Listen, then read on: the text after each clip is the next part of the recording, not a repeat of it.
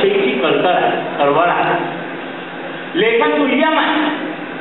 पहिले समाजाचे प्रश्न महत्त्वाचे आहे, ज्या समाजात मी राहतो त्या समाजाप्रती माझी कृतज्ञता आहे आणि लेखकाला त्यांच्या समाजाप्रती सामाजिक उत्तरदायित्वाची भावना व्यक्त करून चालत नाही। पुरस्कार घेऊन, कादंबऱ्या लिहून, कथा लिहून, कविता लिहून प्रश्न सुटत नाही।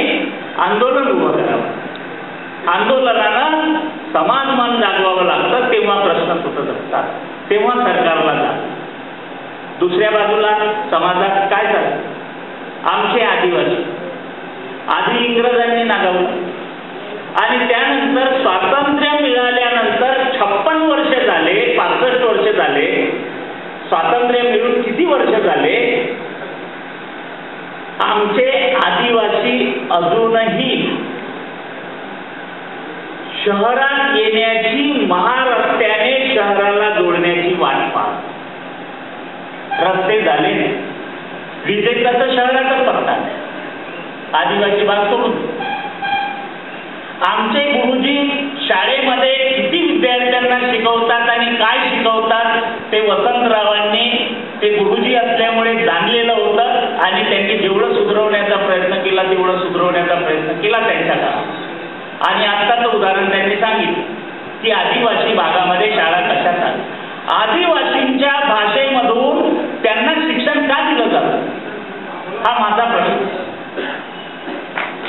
तुम्ही मराठीमधून त्यांना शिकवणार, त्यांची माडिया भाषा, गोंडाची भाषा तुम्ही त्यांना केव्हा शिकवणार? तुम्ही तज्ञांची समिती नियुक्त का करत नाही, अभ्यासक्रम का राबवत नाही? म्हणजे तुम्हाला प्रमाण मराठी, शुद्ध मराठीचे तुम्ही ठेकेदार आणि सरकारच त्यांना हे ठेके चालवणार आणि त्या शुद्ध मराठीतून, प्रमाण मराठीतून वगैरे वगैरे तुमच्या काय संकल्पना असतील मला माहीत नाही। बोली भाषेबद्दल वसंतराव बोलले। कोरकू या देशाचे घटक नाही, या देशाच्या भाषा नाही आहेत का आदिवासींच्या भाषा? साऱ्या भाषांची मिळून जर मराठी भाषा असेल तर आदिवासींच्या भाषाही मराठी भाषेचाच भाग आहे। मराठी आदिवासी भाषेतून कितीतरी शब्द आले, आमचे विनायक तुमराम वगैरे कितीतरी लोक लिहितात,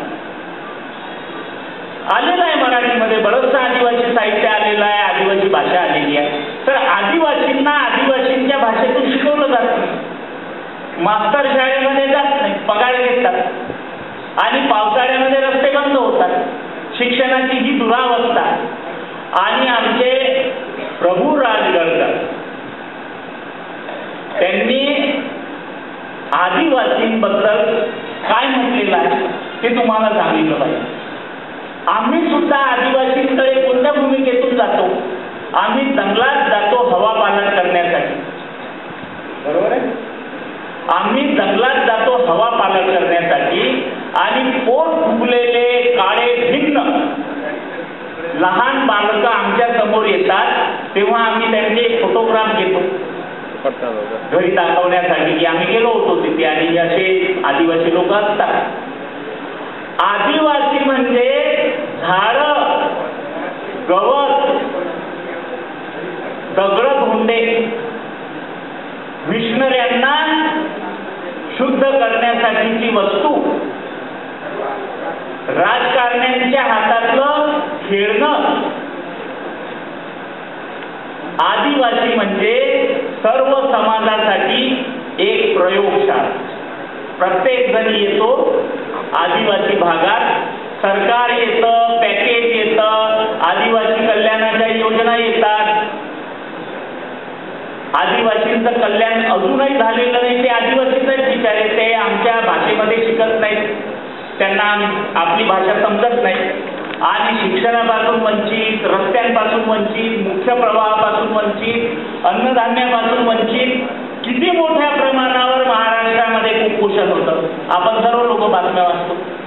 दरवर्षी नेमेची येतो पावसाळा आणि नेमेची कुपोषणाचे बळी पडतात महाराष्ट्र। दरवर्षी पावसाळा येतो, दरवर्षी हजारो लाखो बालकं संबंध देशात आणि महाराष्ट्रात हजारो लाखो बालकं कुपोषणानं मरतात। कुपोषण म्हणजे काय हे आम्हाला माहित नाही। त्या आदिवासी भागामध्ये रस्ते बंद होतात, अन्नधान्य पोहोचत नाही, त्यांचं जे काही सडलेलं झाडाचे फळं हे ते वगैरे जे काही त्यांना मिळेल बिचाऱ्यांना कसं तरी अशुद्ध पाणी पिऊन, विषारी पाणी पिऊन आणि मिळेल ते अन्न खाऊन ते आपली आणि आपल्या लोकांची गुजराण करतात. फॉरेस्ट खाता आलं आणि फॉरेस्टचं उत्पादन विकण्यापासून त्यांना बंदी घातली. म्हणजे ज्यांचं जंगल त्यांना जंगलातून निघाला, देश निघाला. ही आमच्या देशातल्या आदिवासींची अवस्था आहे. अभयबंग, प्रकाश आमटे, डॉक्टर रवींद्र कोल्हे हे महात्मा लोक आहेत. मी त्यांना महात्माची पदवी देतो या साहित्य संमेलनात.